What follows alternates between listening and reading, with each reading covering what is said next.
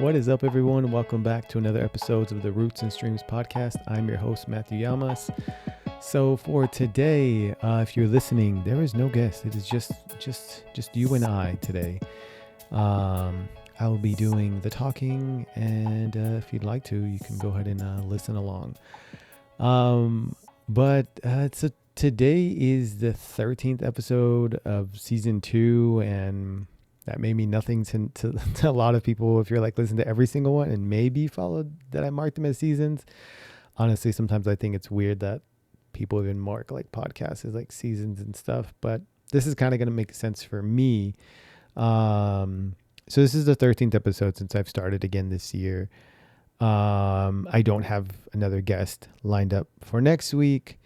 I feel like next week is the 14th week, and that's kind of like a double 7, and so like kind of Sabbath and rest. And I thought, hey, it'd be a good time to take a week, might be 2. Right now I just have like a week planned out to take off and maybe set up some more guests and get things lined up. Next week's summer break for my kids, and then Easter. So we're just going to take a week off, and I think I might do this every quarter. Try to find a week or so to just reset, take a break. As I have mentioned, I feel is very important, and I don't feel like I've taken. It's interesting. Breaks are interesting, and yeah, I just think more downtime is needed. So, for today, just you and I. And it's a topic that recently came up that I'll be touching on.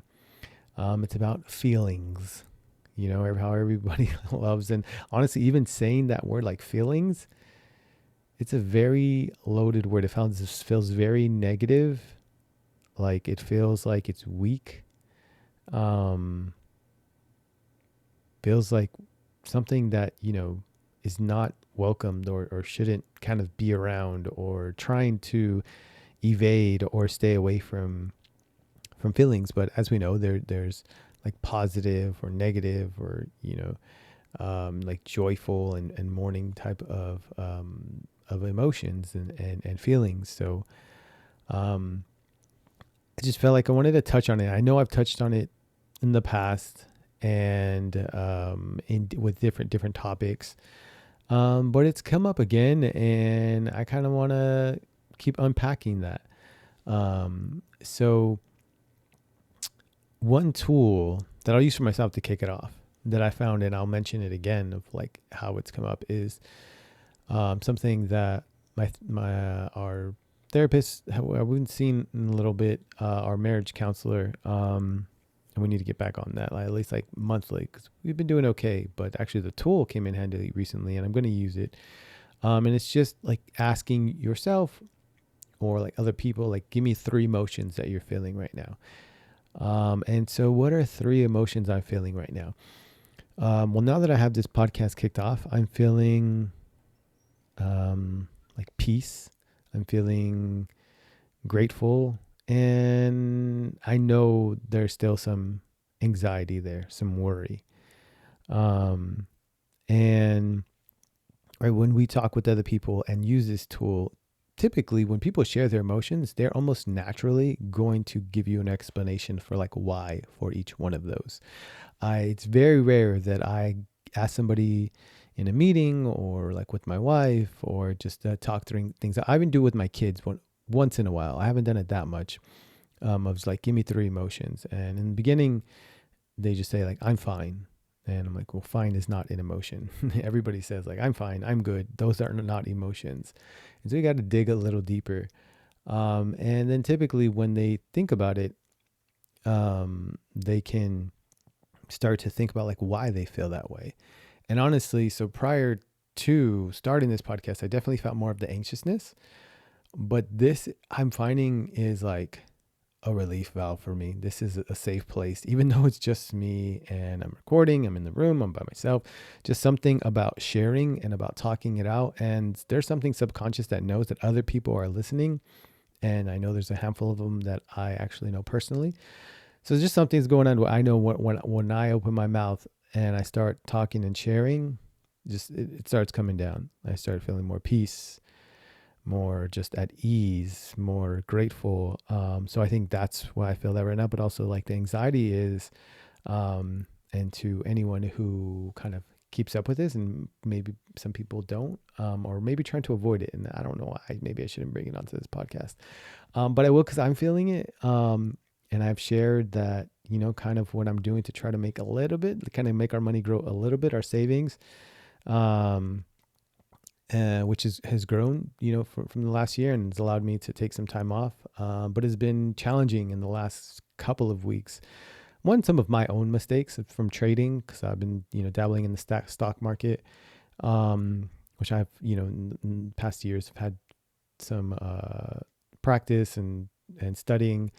So, some good, trades that happened, but also recently, if you know it all with the tariffs, it's just been mind numbing, just up and down. And that volatility just really, I think, has been weighing in on like what they talk about the market, the stock market a lot. The two emotions are greed and fear, right? So it's like things are going up, you get greedy, and then start to go down and you're getting fearful. And so it's just like a lot of greed and fear. And so since it's been so up and down with the current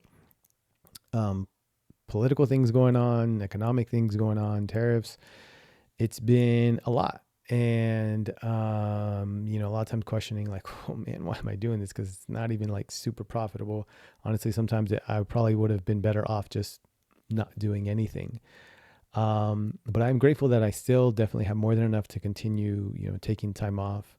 Wish I had more, but we always wish we had more, right? And so I am grateful though also that I am moving into a place right now where I am starting to, I think I kind of like, I somehow like, I don't want to like make decisions solely on from a place of like fear and anxiety, but I think, that this is not like 100% working out, and it's getting kind of more and more difficult. I think it's kind of pushing me more towards, and it's been, let's see, if I quit, my last day was, I think, October, like my first day from leaving my previous job was like October 1st. So we have October, November, December, January, February, March. It's already 6 months I've been able to be out of work. Like, that's pretty amazing to me. And we haven't missed a bill. Probably even overspent during Christmas, and was able to pay that off as well. And we still have more than enough. So I am grateful. I, thank God for this opportunity. And I don't say that lightly. And I was just talking to a friend about that. I don't know how much God like is in with like blessing us financially, but I guess it's somewhere in there. I don't know. I just have some weird feelings about that, and just feel like money is a tricky one. So I'm grateful though. I'm grateful, and that, the situation that I've been able to be on, and it's not like, but it's been all, just super relaxing and like chilling out and on vacation the last 6 months. No, I definitely still have a family, a baby I've been taking care of, stock market anxiety, but not doing, the typical day-to-day job, as I have shared on here before. And so those are the reasons of like the three feelings. So if you have a moment, maybe you can pause this podcast, and I would challenge you to take a moment to think about the three feelings that you're feeling. And you'll probably get like, I'm fine, I'm good, like everything's okay. Inevitably, those will probably pop up. But I would challenge you to just take a moment and it's just you and your own mind, and think about like how you're really feeling right now. If needed, Google like an emotion chart. That's helpful. If you don't have the language for it, that could be a big part of it. A lot of us didn't grow up, or we don't talk to a lot of people about emotions, so we don't have the language for it, and we don't know, like we just think anger, or we think like I'm happy, or we think, but it's like there's nuances, and I think it's helpful to like find a more detailed, more specific word that you feel like, yeah, that's the word that I can really relate to. So yeah, take a minute, and then I would even say, Once you have that, I would encourage you to share with somebody else, a significant other, a friend, somebody you're close to, and how you're feeling, and ask them to do the same. And yeah, if anyone does that, that'd be amazing. Like, I don't know, I didn't even think of that. Like, that'd be amazing if you share with me, like in a comment. If not in a comment, like you can just DM me, like, hey, that went well or not so well. Thanks for creating, a fight with my, husband or wife, or with my kids. And, maybe there's something to resolve there and I just got something started. So feelings. And the phrase that came up when I was thinking about like feelings is like feeling some type of way. I don't know if you ever heard this saying. It's kind of slang, kind of a colloquial of sorts, and that's a new word. That was a new word for me when I started learning language. Kind of like a phrase that's casually that's a casual like phrase that's said. I don't know how to describe it. Maybe you can Google it. But that's just said like in common language and doesn't quite mean exactly what the words say, whatever. And so like feeling some type of way. And I'm pretty sure it comes from a song. But I've been in conversation with people before.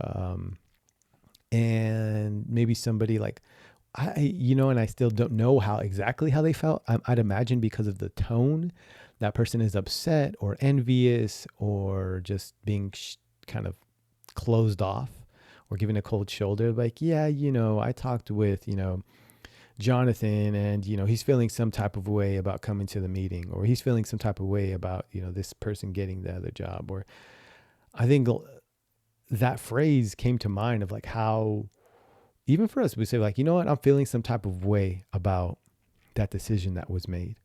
And I think we use that because, for one, it's a colloquial. I hope I'm saying that right.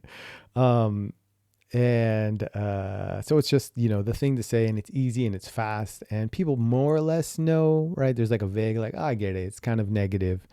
But also I think it's just common in at least the culture that's around me to not share negative, like to kind of hide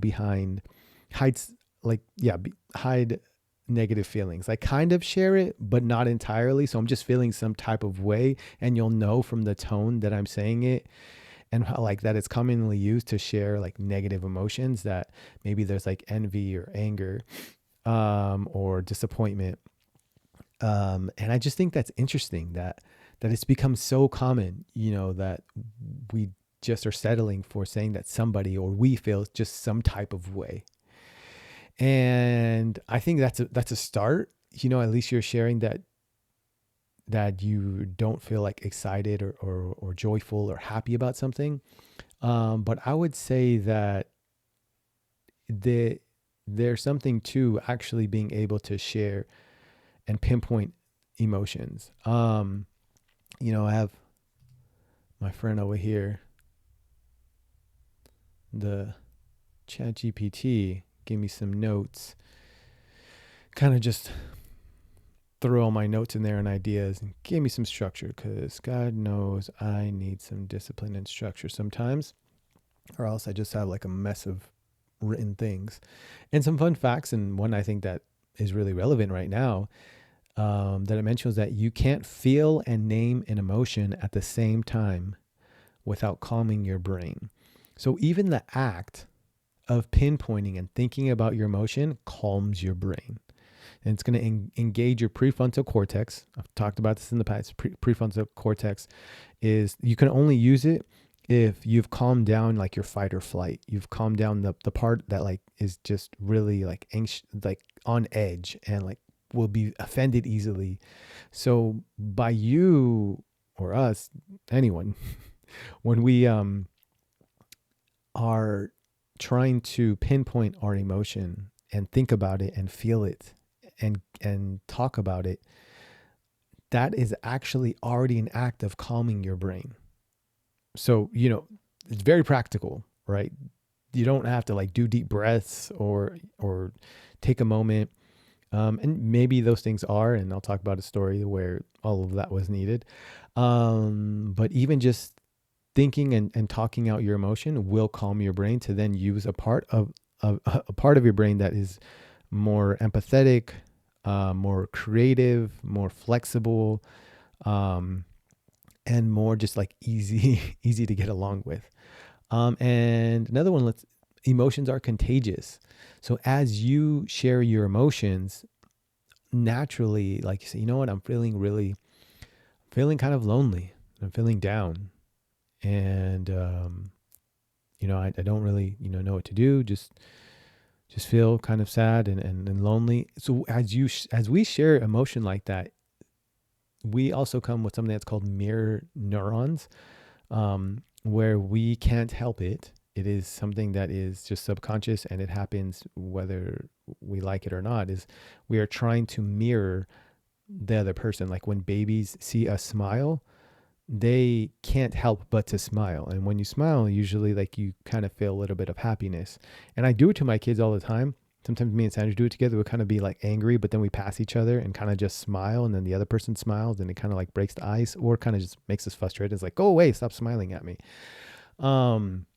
I do it to my kids a lot though. If I know they're frustrated with me, I will just stare at them and smile. And they're frustrated because they can't help it. They just end up smiling. It's a great way to break the ice and to kind of diffuse things, because not everything's as big as what we think it is. I guess I wasn't planning on starting here, but I guess we're already kind of in the science of things and got some points here. Unexpressed emotions don't go away; they go somewhere. And this is an interesting one. Even for me, when I feel anxious, and I feel a little bit of right now, like the tightness in my chest. Like our emotions are connected to like it's all connected. And I don't think this is, revelation for anybody, or, but how like our brain and our emotions are connected to like the rest of our body. So like our body's constantly trying to get us to do something. And so when you're feeling this much, it's trying to almost red flag and tell us like, hey, there's this like emotion that needs to be, and it doesn't even know. And that's probably why our brain doesn't exactly know, but it just knows that, hey, something needs to happen, and it's alerting us. And oftentimes we don't turn that alert into connecting with somebody and sharing how we feel. But our brain is still gonna, make our chest feel tight, or make our eye twitch, or make our back hurt. Like all those things happen, and so on, right? Other things can happen because of the stress of things. And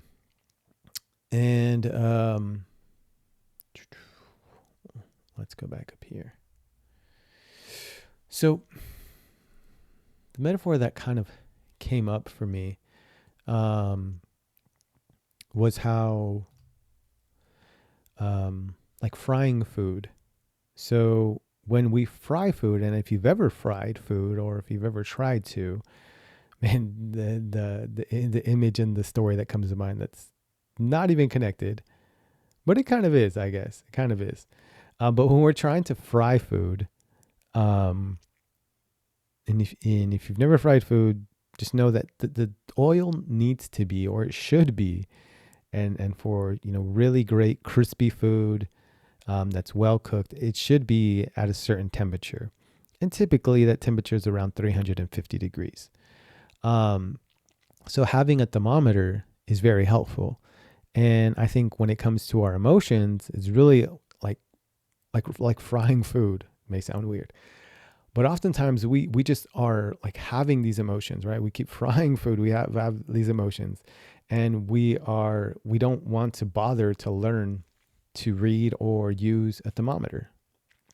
And same thing is that when we have emotions, we kind of just ignore them and we just keep on going.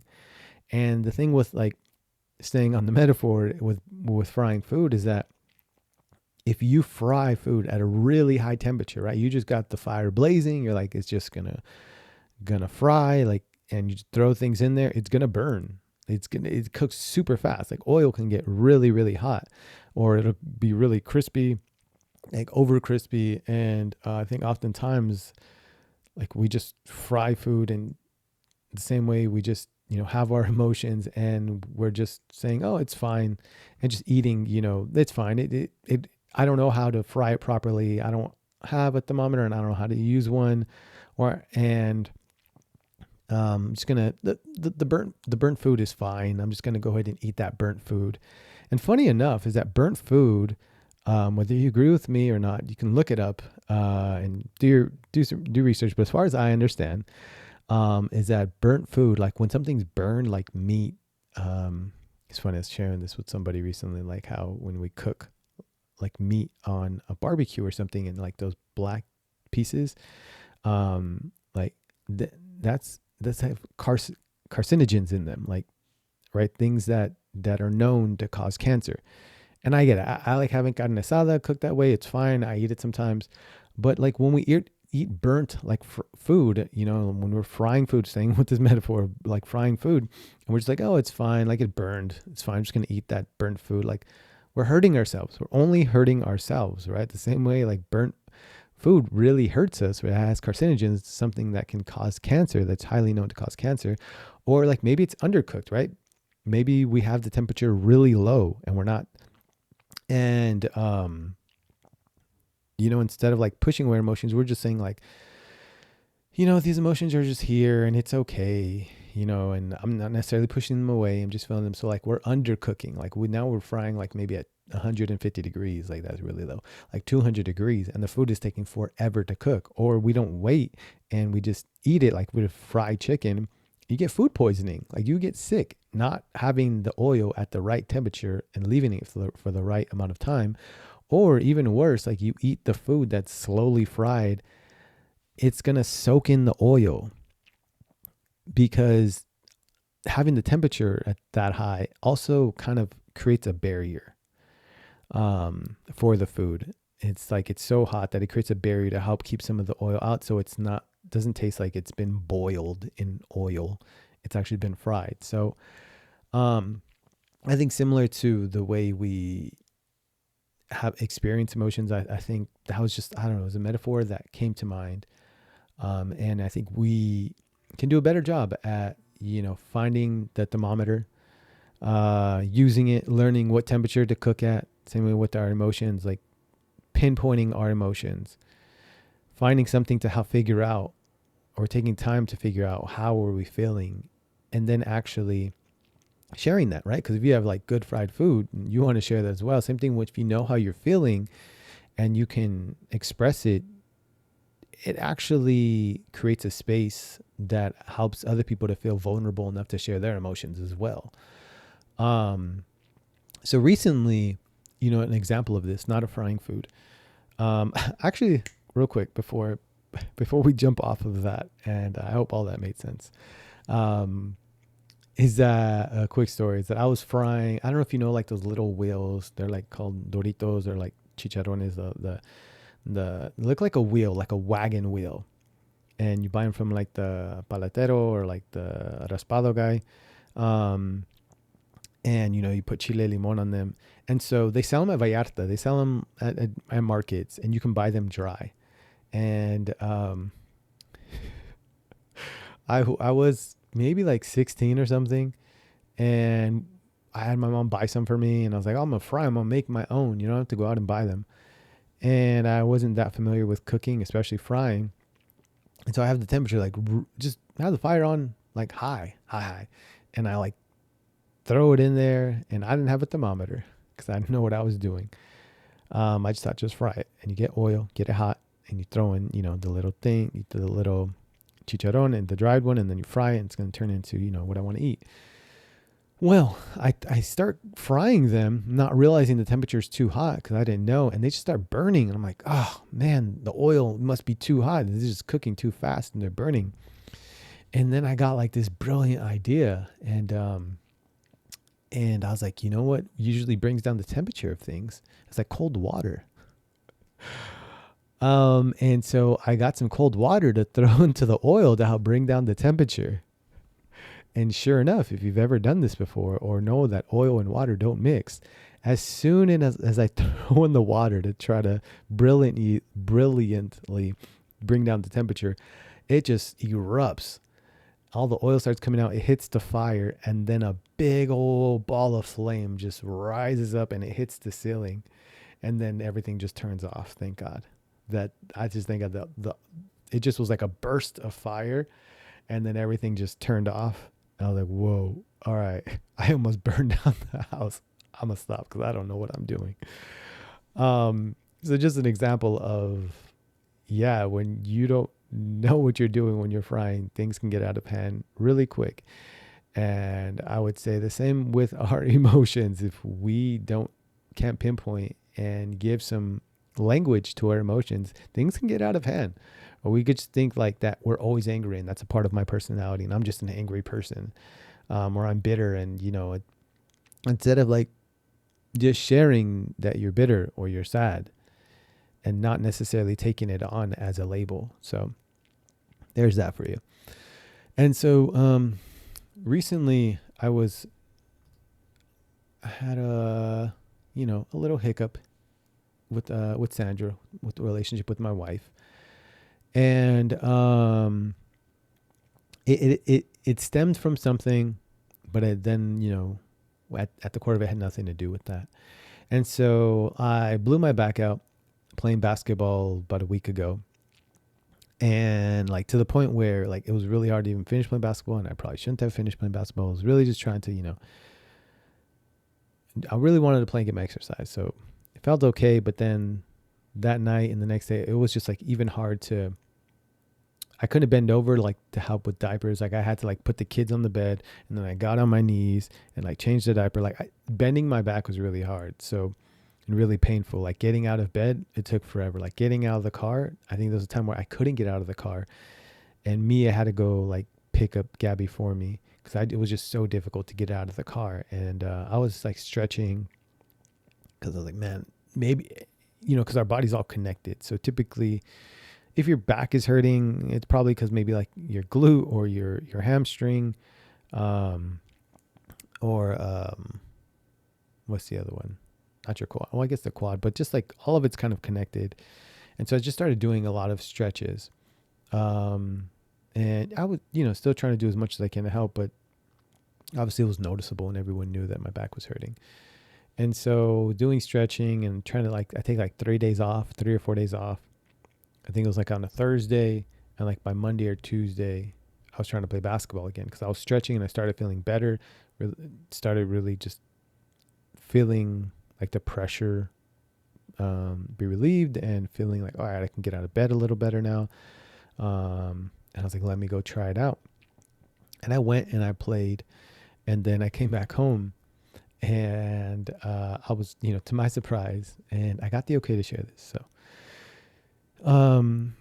Sandra was kind of just like, oh, I thought your back was hurting.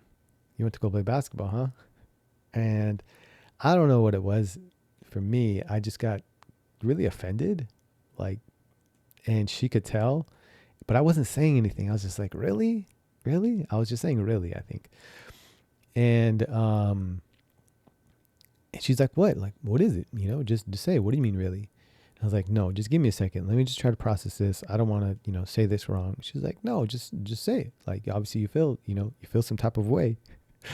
And I was like, so I was just doing my best, and obviously it wasn't that great because I was just so it was that the fight or flight was happening. Right? I felt like I was being attacked, and that's all like my brain was able to think, and I couldn't think of any emotions. So all I did was an impersonation. I was like, this is what it sounds like to me. And I don't know why I thought this was a good idea, or I just didn't have enough time to think. And so I did an impersonation of like what I wanted, from my wife when I come back home, which is, oh, like, I'm glad you were able to go play basketball. Like, you're feeling better. Like, that's so great. Like, how's your back feeling after you played? Like, are you okay? Like, that I told you this. This is my impersonation. I thought this is what I would want. But this is what it sounded like. Like, oh, you went to go play basketball, huh? Well, I guess you're feeling better. Needless to say, that did not go so well. And we didn't talk for like a day. And I bring up this example because I would say in times like this, and still, my head kind of goes crazy when we're not talking, and I'm thinking like, man, this is not working out, or obviously I'm not gonna act on it or anything, or like try to separate us, but I just get like really down about our relationship, but also know that. So since I know that I do that, I also just kind of calm myself down and just like just be patient. It's fine. It's gonna pass. It's gonna be a moment. Um, but when you're in it, it feels like so uncomfortable, and you're living with like you're around that person, and it just feels like very uncomfortable, very uneasy, like uneasy, and frustrating, and so but I consciously, even though it's frustrating, like let me give it a day. We just need space. There's something going on. Let me just give it a day. And I don't know whether or not she'll be feeling, good enough to talk, but I'm just going to give it a day, and then I'll approach her. So the day passes. We don't talk really, besides just taking care of, playing house and stuff. And then it dawned on me like to initiate this conversation with, I think I asked her to first, like, hey, are you okay to talk? Like, is it okay if we talk? She's like, yes. Okay. How are you feeling? Like, give me 3 emotions that you're feeling. And I think it even kind of threw her off a little bit. Like maybe it kind of took down her guard that I was asking about her emotions. Instead of saying, the other day when you didn't welcome me home back from basketball, and kind of were upset with me that I even went to go play. Like I didn't do that. I just thought, we've been going to marriage counseling for over 2 years. Our marriage counselor is kind of like, why do you guys even come anymore? So I'm like, you know what, maybe I should try on one of these tools now that we've given it a day and I feel more relaxed. So she shared kind of like how she's feeling, and just said her feelings, and that was it. And then shared like why she's feeling. So a lot of the feelings actually were like lonely, kind of like distant, or I can't feel like, I think maybe like stressed or tired. And then she shared like lonely because right now we're sleeping in separate beds because she's with the baby Gio, who has some rough nights, and I'm with I guess don't call her the baby anymore, the 2-year-old, making sure she gets a good night's sleep, with my daughter, with my oldest daughter. And so it's just like, because if we keep her with Gio in the room, then he'll like be crying, keeping her up, and it's just like it'll be madness. So she's just saying like she's been feeling distant and feeling lonely. And it dawned on me, like, I didn't even expect this. Not like I was a guru and I thought if I knew this, like I could see all this was going to happen. But I noticed how like, oh man, it wasn't even about basketball. It wasn't even about me being injured. It was just that she was feeling lonely. Right. And so that was the root of it. And when we're feeling a certain emotion that is big like that one, like loneliness, and it's been over a certain amount of time, it's going to surface in all aspects of your life, right? And in all interactions. It's going to, especially in like very vulnerable ones like that, and you have the opportunity to kind of share a negative emotion, that's what's going to come up, if we're not processing those. And, she then also asked me, I didn't have to say, hey, let me share my 3 emotions. She already kind of knew and had, presence in mind to then ask me about my 3 emotions. I'm trying to think of like what I shared, but I'm sure like, I don't know, anxiousness about like finances maybe came up, and also loneliness because I felt what she was feeling. So we kind of, and so in doing so and kind of saying, oh, so we're both feeling lonely. Okay, how can we kind of get creative about our sleeping situation? And I think that's what my therapist kept on trying to tell us. Like, look, if you guys can like share emotions, bring down your fight or flight part of your brain, like interact with like your more creative side, then because we can only get creative and start there it is, problem solving. Get to your problem solving part of your brain and start thinking of ways, right, to work out of like that loneliness, and to change whatever's causing that loneliness, or change whatever's causing that anger, or change whatever's causing that pain, is when we share it, and then we can start, collaboratively coming up with solutions. And so we tried out like me sleeping, or trying to put Gabby to sleep in the little tiny bed that we have in the room, and that kind of worked. But I had to sleep on the floor because she wouldn't go to sleep without me sleeping next to her. And I think it didn't work. We still have to sleep separately, but I think Sandra really appreciated me trying, and just saw like, it's just not going to work right now, and we're going to just keep trying. But it was a relief to know like, oh, okay, my husband cared enough to even try. I think I'm speaking for her. And what you may notice is that we didn't talk about the basketball situation. We didn't talk about my back, because most of the time it has nothing to do with that, with the thing we're fighting about, right? It has nothing to do with the detailed argument or situation that finds us not talking to each other for a day or two, or arguing, and saying things that we regret. It's usually something deeper. And it's when we talk about our emotions is when we can share it and kind of dig into that, and not just saying, well, I feel some type of way. No, how do you feel? And so that was an example I wanted to share. And for all my folks that, even on the Christian side, the biblical side, because I know it's not everybody. And I shared some like a little bit of like the science behind it. And now this is like kind of the spiritual, religious, whatever you want to call it. And it's kind of a weird spot to share this like on the podcast, but I thought about it. Like I am a full believer that science and like the Bible and God, like they coexist. To me, it doesn't make sense that they wouldn't coexist. Like if I believe that God's the creator of everything, then whatever science is taking the time to observe, as you may not agree with this, as unbiased as they can, and I get it. There's scientific like studies and things, and they may have like their own biases and what they're trying to prove or disprove. I don't know. I'm a believer of that as well, though, that, they're just observing what God created.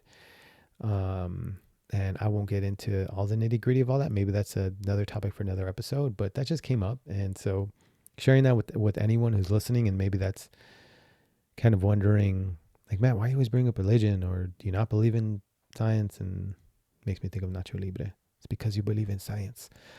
Well, I believe in both. So there's that. So, I don't mind reading about the whole neurological part of it, as maybe you've heard me talk about in the past, and the spiritual. I think they go hand in hand. It's just different words, different experiences. I think maybe at some point in our human history, they didn't have the words or know the details and mechanisms and everything. So they had different language for it.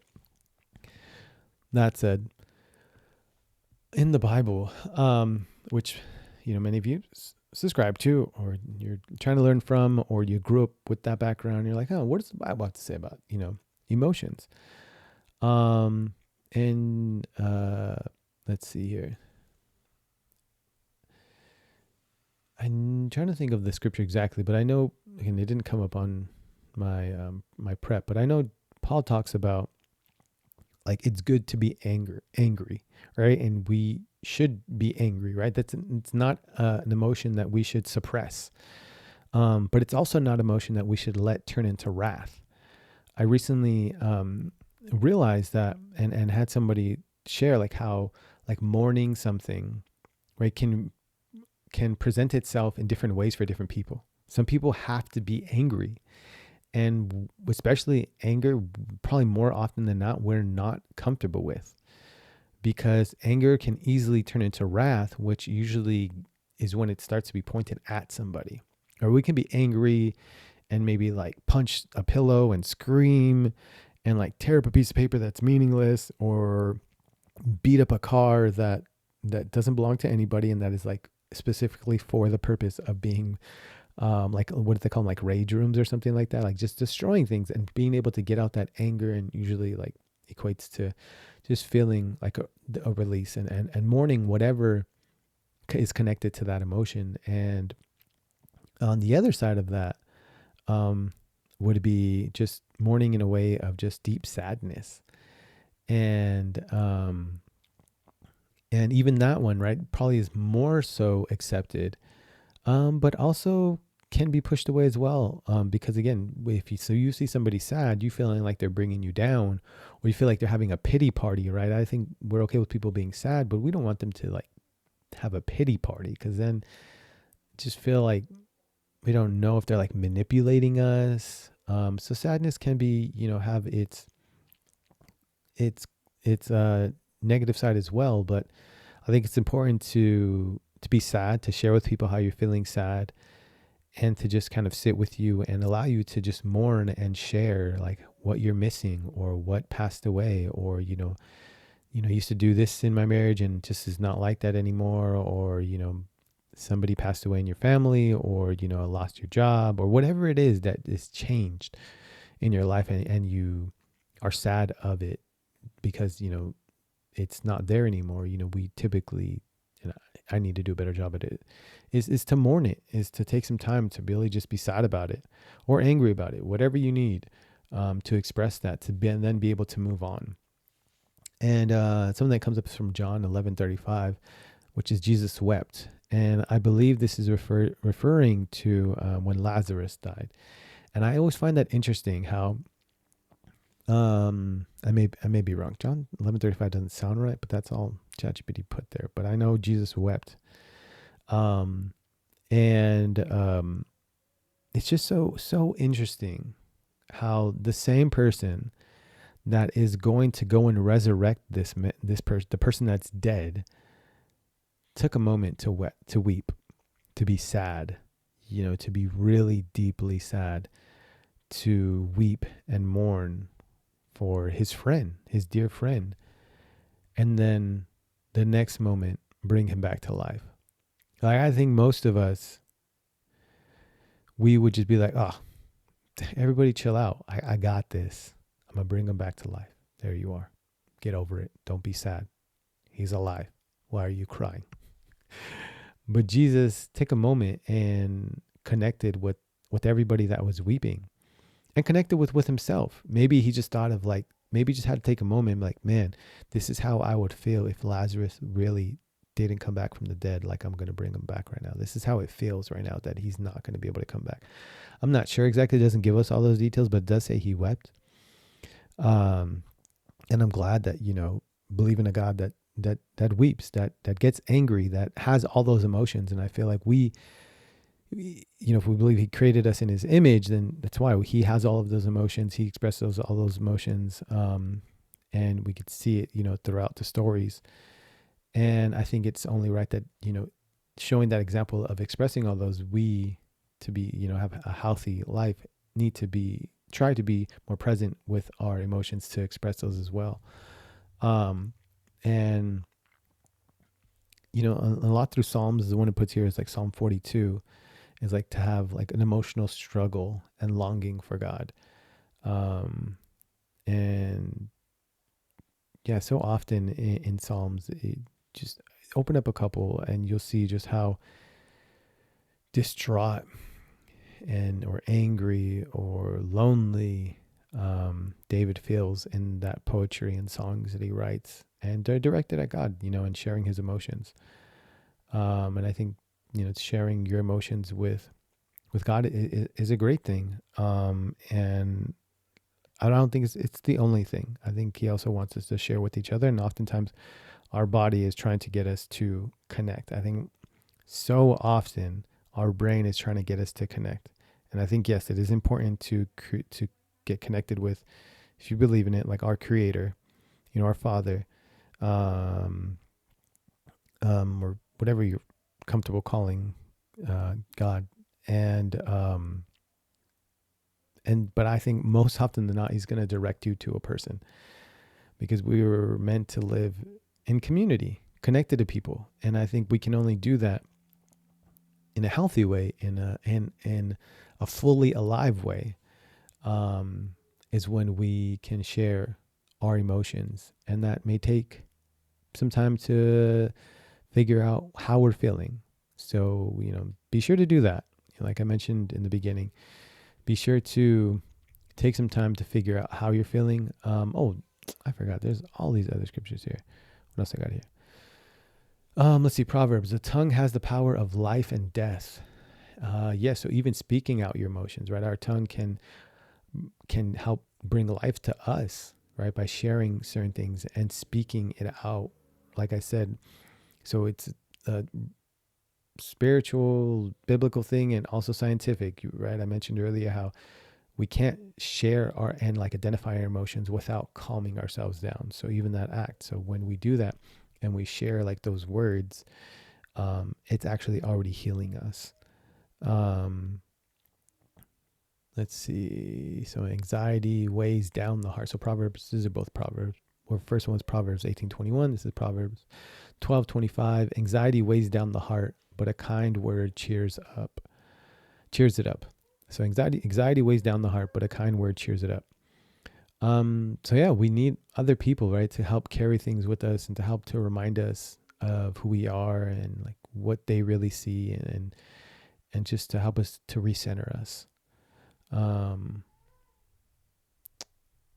Let's see, Ecclesiastes 3:4. It's an interesting book. If you ever want to like just read like how the Bible's pretty good at holding juxtapositions, like two things of the opposite side, like read Ecclesiastes, you'll kind of trip out.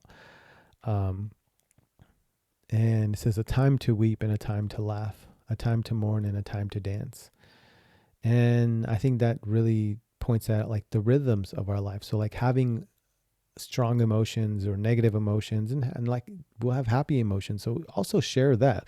It almost every time I was talking to anybody, but oftentimes my therapist, I felt weird sharing like how I'm feeling anxious and sad and content, or I'm feeling, angry, feeling tired, and I'm feeling grateful. Like we are like a mix of things. And I think the more we can kind of just hold some tension with how we're feeling, like it's okay. We're feeling all those things for different reasons, and it's such is life. There's going to be those rhythms in this human experience of having like complex experiences like that. And the last one was Genesis 1:27, which is what I mentioned. So God created mankind in his own image. And it just talks about like how God is emotional. He loves, he grieves, he gets angry, rejoices, and so do we. And I think it if anything, it is a tool, right? Like I talked about earlier, the thermometer. It's a tool to help us experience and guide us on this journey of like this human experience. So when we don't pay attention to our feelings, we don't share them, we're only doing ourselves a disservice. But I am probably one of the worst, especially recently, like dealing with the stock market. It is distracting. Like the feelings are so strong, it kind of it disconnects you. I think it's one of the main things that when we get strong emotions and we feel like we have no one to talk to, we get disconnected and we're not paying attention to the loved ones around us. We're not paying attention to ourselves. But I promise you almost every single time that I take a minute to share it with my wife or share it with, somebody from a close friend, it knocks it off. And yeah, maybe back there the next day, but at least I got to share it with somebody and I got to feel like connected.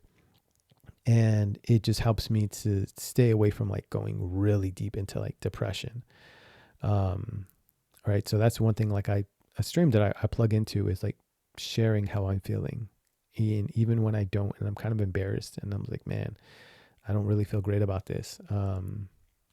But sharing my feelings, sharing emotions. And I'm hoping that as we all do it, it can kind of be more of a norm and more a common thing. And we can just have a healthy, like community of people, a healthy or more healthy, world.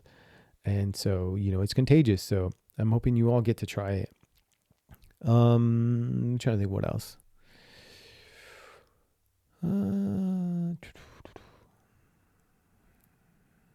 I think that's it. I think I've touched on everything. Um, I know most people don't listen to this part like a minute 51, especially if you see it's like 50 something minutes. But if you are listening, and you have like things you want to hear me talk about, not too many people are going to hear this, but it's all good. Um, I got distracted earlier. I was going to share like how from this experience of kind of being unemployed, and I feel like I'm kind of being, um, I'm finding what my next step is going to be. And I think it's going to be, I've heard about it and I've thought about it. And it seems like it's going to make sense for me. I'm going to look into being like a life coach. And cause I thought about like a therapist, and me and school don't get along too well. And I know that's not a good excuse. Like, you should do what you need to do to be able to serve where you need to serve. But I'm not too interested in like the clinical part of being a therapist, of like the medicine of it, of like diagnosing people. I feel like for me, it's mostly about like connecting, listening, like helping people to reflect. And if it's asked for, giving advice, but mostly just being a mirror for somebody and really deeply listening. I think that's powerful, as I've shared, like, in this podcast of how emotions, sharing emotions is very powerful. And just like asking questions and helping people to dig deeper. Like I enjoy those things. And I feel like those things are like A-okay and suffice for being a life coach, which, I can start, right away. I plan on taking like a short course to kind of get me started. And then as I get started and, signing up for something like more certified, that will take many more months. But look out for, some things I'm going to be putting out. But I'd like to offer it to anyone who's interested. Man, I should have made, and I was planning on it. But just me being distracted, like a Google form to start off, like just meeting with people, like not charging anything. Like you can just kind of give me, you could be a client, like just to practice with. Like I don't plan on charging anything anytime, at least for the first, I don't even know how many sessions, but I really, to kickstart me, just to see like, if it's something that could be benefit people, or something that could, that I enjoy, and just to get practice. So again, I'm not really in a place right now where it's like, oh, I need to make like money and I need to get a job right away. So I'm in a place where I don't need to charge, and it would feel great to provide that as a service, especially if it is positive for somebody. So yeah, I'll be kicking off like a life coach, that's going to be more focused. I know there will be like I have a Christian base to me, but it doesn't have to be. Really it is for anyone. And I could, throw that in there and give you like Bible for things, or like talk about faith, but also don't. And sometimes I talk to people all the time and don't mention any of that. So that's the route I'm going. I still need to figure out like, I guess like what's the niche market, but really it's to anyone, especially if you're listening to this, you probably are already part of like the niche market that, this is the audience that I am, probably most connected with. So if that sounds interesting to you at all, reach out to me. We can get started already. Maybe set up an appointment, do like once a week or once every other week, and kind of be a test, for me, and kind of like, just help me to demo it. So that's all I got for today, everybody. I hope you enjoyed this conversation, this topic. Again, this is the last episode for this season. Even though I said I don't believe in seasons, but I'm taking a week or two off. And then I'll start back up, have more guests, and I will start life coaching like as soon as possible. Still got to look into it. And that's all for today. All right, everybody. Until next time. Peace.